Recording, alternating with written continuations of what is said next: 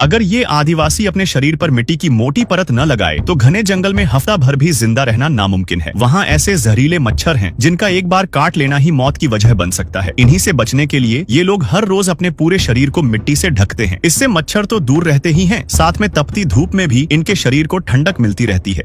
देखो, जैसे यहाँ पुलिस आती है तो ये दुकानदार भागने लगते हैं, लेकिन क्यों? दरअसल ये है इजिप्ट, जहाँ लोग सस्ते में सामान को बॉर्डर पार करके दूसरे देशों से लाते हैं और बिना परमिशन सीधे बाजार में बैठ जाते हैं। ये लोग सामान एक बड़े कपड़े पर फैलाकर बेचते हैं और वो कपड़ा चारों तरफ से रस्सियों से बंधा होता है। अब जैसे ही पुलिस आती है, ये लोग बिना एक सेकंड घंबाए रस्सी खींचते हैं, सारा सामान समेटते हैं और गायब। जापान वालों ने तो अब गन्ने को भी नहीं छोड़ा है। ये लोग गन्ने को मशीनों से बारीक पीस कर बेचते हैं। जहां हम लोग गन्ने का ज्यादातर उपयोग खाने के लिए या जूस पीने के लिए इस्तेमाल करते हैं, वहीं जापान वाले गन्ने से पता नहीं क्या क्या बनाकर बेचते हैं।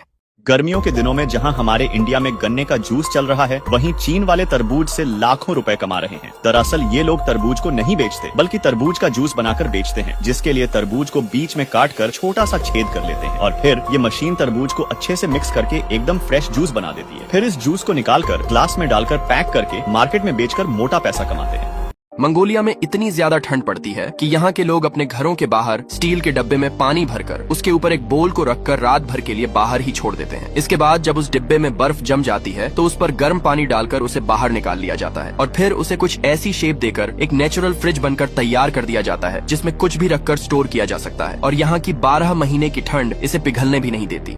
देखो, जहाँ हम लोग एप्पल को काट कर खाते हैं, वहीं जापान के लोग इसी एप्पल को अच्छे से कूट कूट कर इसे कुछ इस तरह का बना लेते हैं। फिर इसी कुटे हुए एप्पल को कुछ इस तरीके से इसके जूस को निकाल लिया जाता है और इसी जूस को पीने से हड्डियां मजबूत होती हैं। अब तो जापान वालों ने मछली की सफाई करने का झंझट ही खत्म कर दिया, क्योंकि जापान वालों ने एक ऐसी मशीन बनाई है जिसके अंदर आपको सिर्फ जिंदा मछली को डालना होता है और मशीन अपने आप से मछली को अच्छी तरह से साफ कर देती है। लेकिन इससे भी खतरनाक तो ये चिकन स्लाइसर मशीन है, जिसमें आप जैसे ही चिकन को डालोगे तो ये तुरंत ही उसके छोटे छोटे टुकड़े कर देगी। देखो, कभी भी रेगिस्तान की रेत को ऐसे गिरते देखो तो तुरंत वहाँ से दूर भाग जाना, क्योंकि जैसे जैसे ये रेत नीचे आ रही थी तो सभी को यही लग रहा था कि रेत के साथ साथ गाड़ी भी नीचे आ जाएगी। लेकिन गाड़ी नीचे लुढ़कने की बजाय अपने आप रुक जाती है ताकि आप इसे लाइक कर सको। देखो, ये हेलीकॉप्टर इस बंदे को पेड़ पर से उतारने नहीं आया है, बल्कि ये बंदा हेलीकॉप्टर की रस्सी के हुक को पेड़ पर बंधी बेल्ट में फंसा देता है। फिर ये कटर मशीन से पेड़ को काटने लगता है। इसकी हाइट इतनी ज्यादा है कि ये पेड़ का कटा हुआ पार्ट जमीन में गिरकर चकनाचूर हो जाता और फिर इससे फर्नीचर नहीं बन पाता। इसके बाद पेड़ कट जाता है और हेलीकॉप्टर उसे ले जाता है।